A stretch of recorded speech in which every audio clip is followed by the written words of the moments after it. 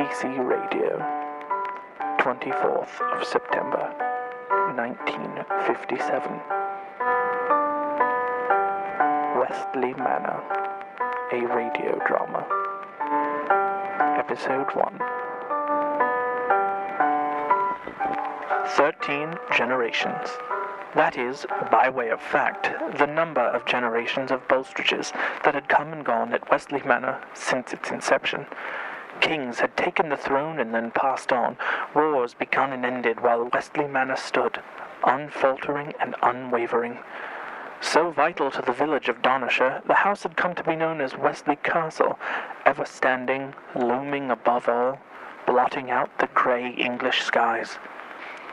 Donoughshire straddled the smaller end of the Bretton Bath River, which itself wound through County Sussex. Fishmongers, cheesemongers, treemongers, and mongers of every other sort had come and gone through Donoughshire. Old and young, the dead and the living, the nearly dead and the not quite living, all had made their way up and down the banks of the Bretton Bath, but, through it all, one name stood steadfast in the small village. Always and always there had been Bulstrages as far back as any monger could remember. From the poorest wretch to the most prosperate proletarian, one Bulstrage or another had rolled off the tongues of every Donoughshirian. Westley Manor itself stood on a hill called Warworth Hill, which was slightly higher than most others in the county, but not so high as to be the highest hill. Indeed, Warworth was a hill to rival all other average hills in its ordinariness. Any local, if asked about the hill, could say nothing if not, Indeed, it is a hill, isn't it? So normal and unshocking was Warworth Hill, that it seemed the perfect place to build a manor that was anything but. So very many years ago, Eldridge, the first Donoughshire Bulstrage, had commanded that the building be nothing less than an affront to God himself. So it was, and so it had been, ever since. The building had been purposefully built so as to be seen from nearly anywhere in the village. With 3 separate wings that branched off from a massive main building, it could have housed 10 families and their servants. A Gothic marvel of architecture that stood on nearly 50 acres, it was nearly the size of the rest of Donoughshire. The manor had stood a triumphant 5 stories in its earliest days. It was only due to the great rain of 1867 that the first story had sunk into the ground completely. As such, Westley became an historic building, the first in the kingdom to have a basement. Later, in the great rain of 1868, the house sank a level further, creating both the nation's first sub-basement and the first underground for air seen anywhere on Earth. Now, 13 generations of Bulstrages had come and gone, through Eldridge to Carter, on through Vivian and his somewhat dense son Roger, who himself would have an even denser son, the very oddly named Trouser Bulstrage. The line had stayed. There was the noble and heroic Percival, the 9th Bulstrage, who himself had personally put out the fire that had threatened to claim an abandoned stable while outside of town that posed no threat to any living thing, whose name had become the only acceptable middle name for any male who bore the powerful Bulstrage name. Onward and onward went the line, through Bulstrage after Bulstrage, each taking the obligation to Westley Manor from the generation preceding. Reginald Percival Bulstrage, 17 and next in line to carry the proud family banner, knew all of this and more. Reg, as he was known only to family, friends, townsfolk, and others, carried those distinctively strong Bulstrage shoulders proudly. His stature might have been like that of a sculpted Greek statue, had it not been for the paunch he carried round the middle. His dark hair had only just begun to recede. Never one for the casual clothing that was becoming more and more the trend, Reg stood proudly in his refined coat and trousers, shoes shining and ties tight. It would have been beneath any Bulstrage to look any more common. Reg had been looking to this particular day with some anxiety. Today was the day that Bertrand, his father and the current Bulstrage matriarch, was to take him to meet a respected doctor from London, as well as his young and unmarried daughter. While Bertrand had told Reg that this visit was primarily for economic purposes, Reg and those around him knew that this was an attempt at something more. Bertrand was a respected gentleman, but he knew something of husbandry and had every intent of putting his prize specimen out to stud. Shuddering at this thought, Reg resigned himself to his fate. He set out to find his father, who presumably was preparing for the journey to London. As he made his way to the study, Reg found himself next to his sister's bedroom. Reginald was born the eldest of three. His sister Mary, born second, was a delightfully droll and lovely young woman of 15. Mary had, several years before, made the decision to take up pursuing a career in ballet, a risque decision for a lady of her status. There was also Stephen, born much later than Reg or Mary. Stephen was sickly as a child, mostly in the head, and when he wandered off into a bog, the rest of the Bulstridges thought it best to simply not speak of him again. Christ! Came a shout from the garden. The forsythia are so lovely this time of year. Ever the vulgar gardener, Mary enjoyed tending to the flowers on the rare sunny day. What's a forsythia? Reg asked his sister from a doorway. All that yellowy shit there. Right. Throw in the towel, dear sister. There was a quiet slosh. A soaked linen lay damply on a bench by the fountain. Reg hugged his sister. It seems odd now, but that was the first time the siblings had ever touched one another. Do you remember She asked. the night of Aunt Ethel's party? She could tell from his quivering throat that he did. The grand fireplace stood twice as tall as any man. He fondly remembered the song the Bulstridges sang to old Robert III on his 60th birthday. Great Aunt Ethel at the old harpsichord to the rear of the room, uncles and cousins sloshing their brandy about the room, dancing arm in arm. He recalled with a smile the way in which they had all fled the room in a panic when it lit ablaze. Poor old Uncle George never looked quite the same after that night, dull and lifeless, terrifying the children. How they screamed!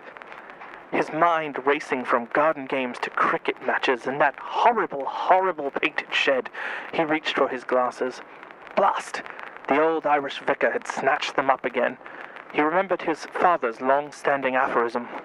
Never trust a clergyman, a woman, a Scot, a countryman, or the Irish with anything. Never had these words sounded truer. Reg was about to slip into a particularly deep thought when, as luck would have it, his father appeared from behind a hedgerow. Reginald, He began. stop this silly thinking nonsense. My taxes pay for enough thought to that damned college. You're going to be a doctor. You can't afford to stand around thinking all day. Put on your clothes. London's a long trip.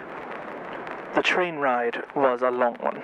They shared a car with a very large man, a dreadful foreign man with an aroma of curry powder, and a particularly vulgar parrot who squawked bollocks for hours. Normally, a trip to London would have been filled with pleasant conversation, but today Reg knew not to push his father. Bertrand always kept a large shaft of iron in his pant leg, and Reg did not want to tempt him to make use of it. By the time the train arrived in London, the large man and the foreigner had squeezed themselves out of one of the windows of the car, and the parrot was dead. Reg and Bertrand arrived at the doctor's house tired and in need of drink. Much to their dismay, they were informed of some rather bad news, The doctor ain't here. said a disgruntled-looking housekeeper. Preposterous.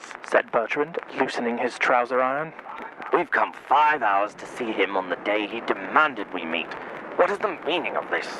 Confused and cross as hell, he began to clench a fist, It's just, sir, began the housekeeper. that he were called away in the evening last night. I'll have you in to see his missus if you like. That will do for now. Said Bertrand, resheathing his bludgeon. You'll find him in the garden, sir. Said the housekeeper, pointing to a path. I think I'll stay here. Said Bertrand. That should allow you to make an impression. Reg gulped nervously. Sopping wet and suppressing a small heart attack, he stumbled into the garden. Reg saw two figures silhouetted against the darkening sky. From his distance, he recognized them as two large stone statues, hideous and massive. He estimated these figures to be at least 2.5 meters tall each, and at least half a ton in weight combined. As he grew nearer to them, he was surprised to find them not to be statues, but the wife and daughter of the absent doctor. As Reg closed in on them, the larger of the two women called out to him. Good evening, sir. I expect you'll be Mr. Bulstrode. No, ma'am. replied Reg. I am his son, Reginald. Very pleased. Reg often stuttered when he feared for his life. Ah, very well indeed. She replied. Come closer, my dear boy. I am the lady of this house, Mrs. Brian Elliott Carter. Brian, odd name for a woman. Reg thought to himself. Looking at her face, he noticed kind yet jaundiced eyes, layered under years of pork pies and fine chocolates. Her frame was like that of a petite walrus, without any of the grace. Nevertheless, there was something about this woman he found comforting. Pleased to meet you, ma'am. May I assume this to be your daughter? Miriam Eloise Carter was fairer than her mother, but only just. With cigar firm in hand, Miriam stood exactly 2 inches shorter, but made up for this shortcoming with the most beautiful jowls Reg had ever seen. This day her blue silken dress hung low between her broad shoulders, barely concealing her heaving chest as she gasped for air between words.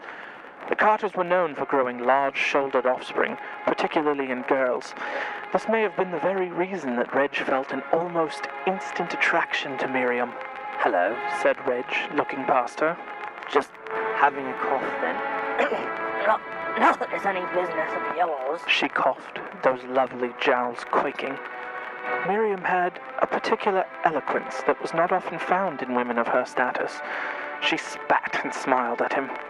Flirtation was not Reg's strong suit, but damn it, he would try for this deity. Walk with me. Miriam demanded. Reg turned to get the approval from his father, but found that he had died in the hallway. Seeing no real reason not to, Reg took her by the arm and the two began to walk the gardens. Hours passed. The day gave way to evening, which in turn gave rise to a full-on night.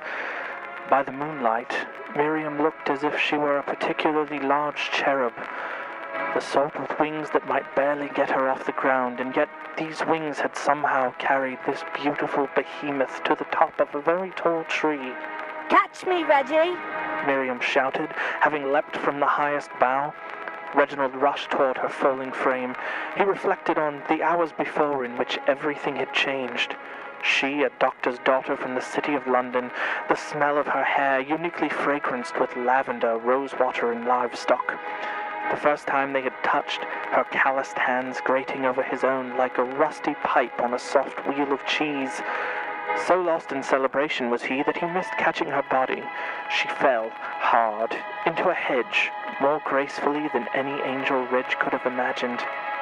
Rushing to her aid, he picked her up, his knees buckling. The deep green of her eyes was matched in beauty only by the scarlet trail of red trickling from her forehead. He knew then that he must have her for himself. Gently leaning forward, he kissed her. Lifeless and limp, she felt like a cod in his arms. Tossing her gently into a nearby wheelbarrow, he walked back towards the estate, a new man.